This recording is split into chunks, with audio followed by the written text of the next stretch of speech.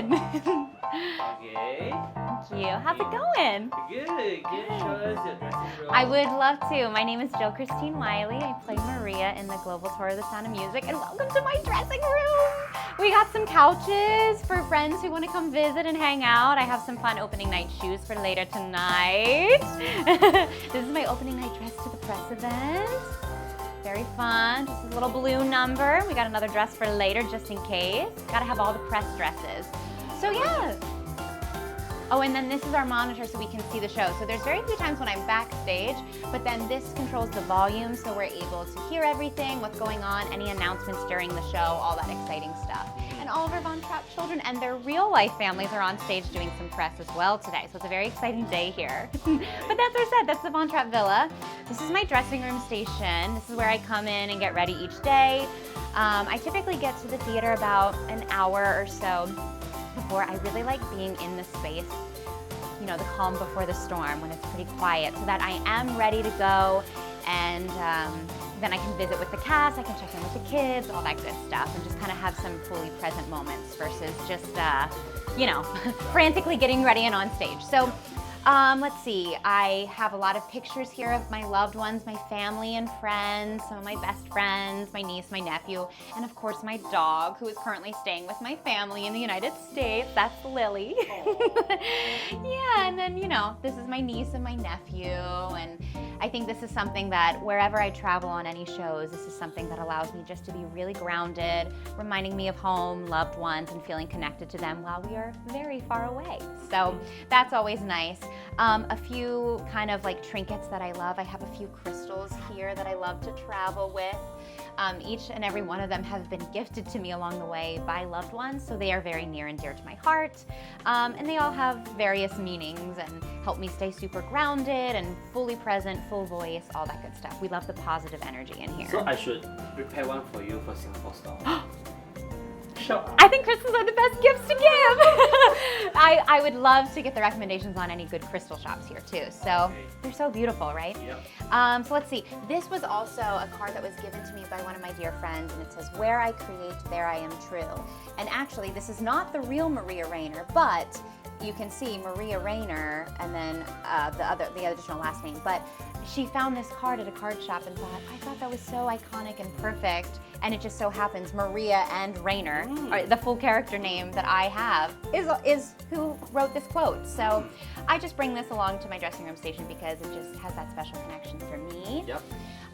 Let's see, some must-haves backstage. We got the breath mints because, you know, spoiler alert, we do fall in love with the Captain Von Trapp, and there's some romantic moments. Honey, because I have to have honey. The sing-along. The vocal cords, we got some Yeah. Ricolas. Brothers pastilles for the vocal cords, drinking tons and tons of water. What about this? These are my snacks. This is my Oh. snack station. You snacks? I love snacks. We do love snacks. So I have granola bars, some sipping broths for my voice, maybe some Pedialyte in case it's really hot outside. So I didn't see any scripts though. Like, you know, no scripts here needed. I've been playing Maria for about 2 years on the national tour before.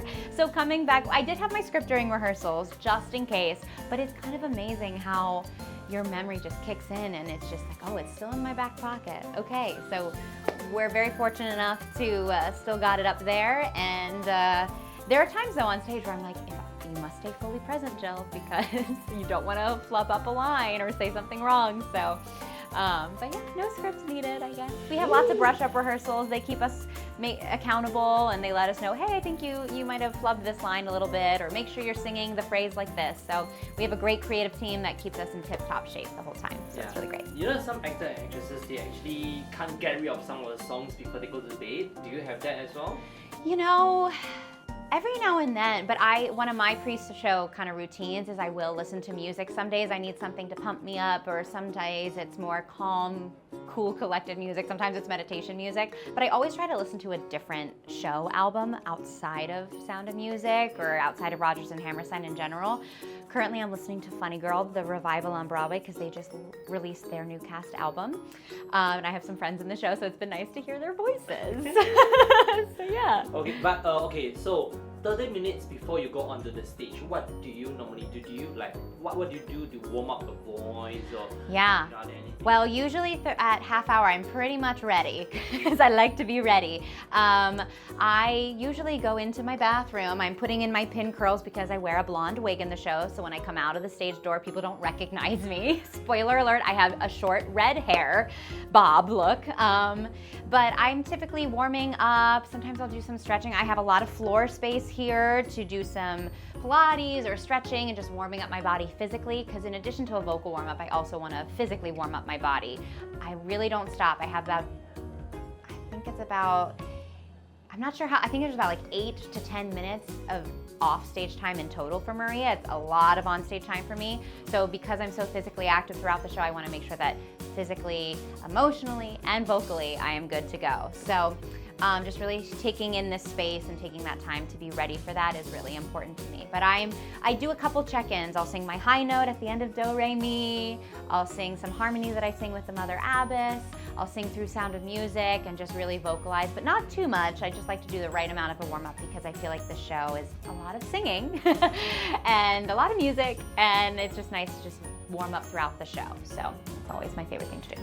Do you pick up any new skills along the way, like just to prepare for this character? Like for example, do you used to play guitar before this, or New skills? Well, I am not much of a guitarist, but Trevor, our captain, is. We actually have a lot of very gifted musicians here, from songwriters, people who play various different instruments, and they're all collaborating together. So I am just an active supporter of those individuals.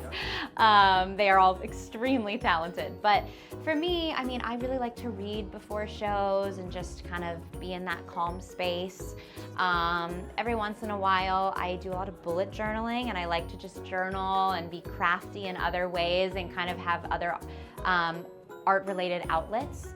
And I'm big into like stickers, so I'll try and go to various coffee shops and get stickers, and I'll journal about where I went on my adventures or going to different places, and trying to take postcards and putting them in my journal. So getting crafty in other ways off the stage is kind of like one of my other hobbies. Not necessarily a skill, but a hobby. Okay. Do you have a pick of what books are you currently reading, or do you bring your journal along? Oh, I don't think my journal is here. Right now, I am reading this sweet little book. It's called In 5 Years. I was in New York City waiting for a train to go home to Pennsylvania, to my home. And I was like, I really just want to read a new book. So I picked this up at the Strand bookstore, and it just kind of spoke to me because it had the Brooklyn Bridge there, and I thought, this is a pretty book cover. And they say never judge a book by its cover, but I kind of did, and it's proven to be a really entertaining book thus far, so highly recommend. Yeah. I think one thing also, you should get a book from local, like for example, a Singapore writer.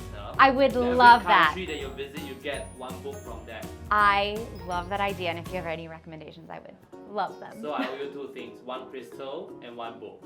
Yes, okay, okay, and then we can trade and we'll swap. We'll start a book club. I love it, or a crystal club. Yeah. We'll see. Good job. Thank you so much. Thanks for visiting. Yeah.